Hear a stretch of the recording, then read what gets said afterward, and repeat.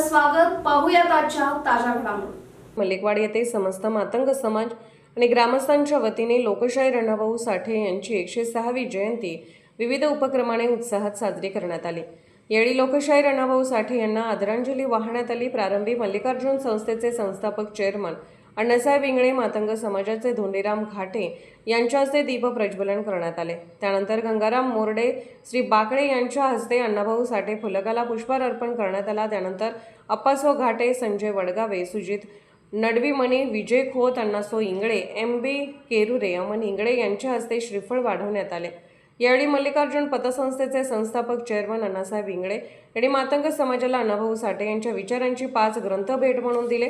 यावेळी कार्यक्रमाला उद्देशून बोलताना MB केरुरे यांनी अण्णाभाऊ साठे हे केवळ 1.5 दिवसांची शाळा शिकून लिहिण्या वाचण्यास सुरुवात करत अतिशय कष्टाच्या परिस्थितीतही शिक्षणाची ओढ अंगीकारून 37 कादंबऱ्या, 19 कथासंग्रह, 14 लोकनाट्य, पोवाडे, नाटके आणि लावण्याशिवाय विविध साहित्य संपदा समाजाला दिली. यावेळी कविता घाटे यांनीही मनोगत व्यक्त केले. यावेळी मातंग समाजातील नागरिक, ग्रामस्थ, महिला उपस्थित होते. SB न्यूजसाठी मलिकवाडहून अण्णासाहेब केरुरे. लिहायचं, मग ज्यावेळी लिहिता असताना ते लिहायचं काम, रंगवायचं काम याने अण्णाभाऊ साठेने केलं होतं. आणि ज्यावेळी तो कार्यक्रम रंगवायचा चालू झाला, शब्द लिहायचं चालू, त्यावेळी त्यांनी लिहायला वाचायला शिकले. मग त्यावेळी तिथून गम बदाम 12कडे काढावा शिकले. मग इतकं शिकले की त्यांना एवढं ज्ञान झालं की पाठी मग कधीच त्यांनी फिरून बघितलेलं नाहीये. मग त्याच्यानंतर त्यांनी कादंबरी, पोवाडे वगैरे असं लिहायला सुरू झाले. आणि त्याच्यामध्ये महाराष्ट्र एक संयुक्त महाराष्ट्र झालंच पाहिजे या संयुक्त लढ्यामध्ये त्यांनी आपलं त्यांना म्हणजे सहभाग दाखवला होता. म्हणजे अशा पद्धतीने त्यांचा पुढाकार चालू झाला. आणि दीनदयाळ आणि मागचे जे वंचित समाज आहे, त्यांच्या समस्या आहेत, कामगारांच्या समस्या आहेत, त्या सर्व मांडण्याचा, सरकारकडून मांडण्याचा त्याने एक स्ट्राईकरित्या म्हणजे आंदोलन करण्यात त्यांनी पुढाकार घेतला होता. म्हणजे असा पुढाकार घेत असताना म्हणजे अनेक गोष्टी त्यांनी लिहिलेल्या आहेत आणि परिचित झाले. फक्त त्यावेळी काय होतं, परिचय तर महाराष्ट्रापुरतं मर्यादित होतं.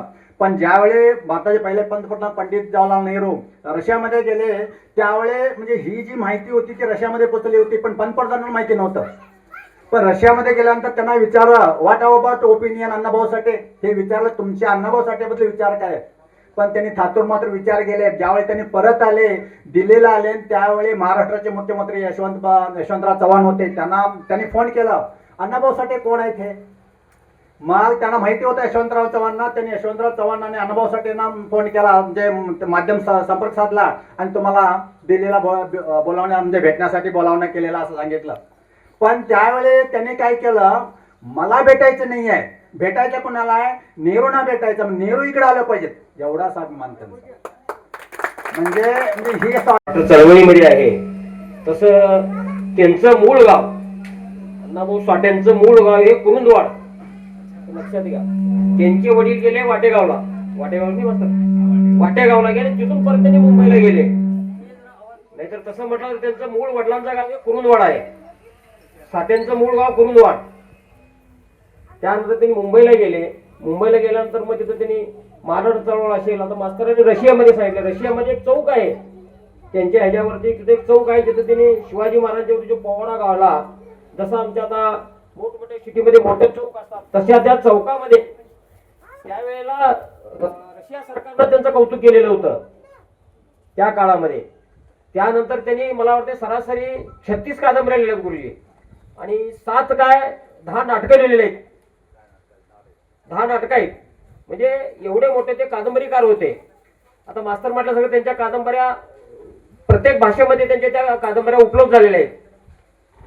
आणि असे लोक ह्या समाजाला लाभले. ह्या समाजाचं मोठं थोर आहे. मास्तर सांगितल्याप्रमाणे त्यांनी शिकावं, सर्वांनी समाजाने त्याचा बोध घ्यावा. कारण ह्या समाजाला तुम्ही जर म्हटला तर ह्या समाजाची कीर्ती ही आतापासून नाही आहे.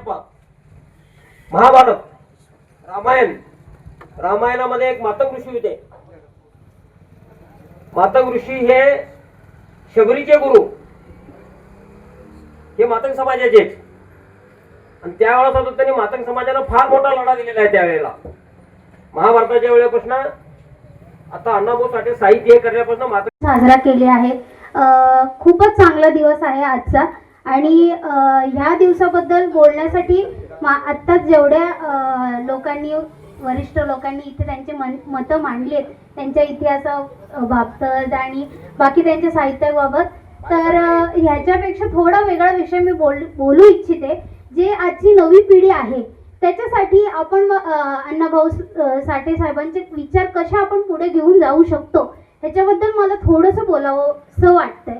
कारण की आपल्या समाजाने जो शिक्षणाप्रती आणि साहित्याप्रती जे त्यांचं नॉलेज असलं पाहिजे, जे त्यांचं वाचन असलं पाहिजे, ते कुठेतरी कमी पडतंय.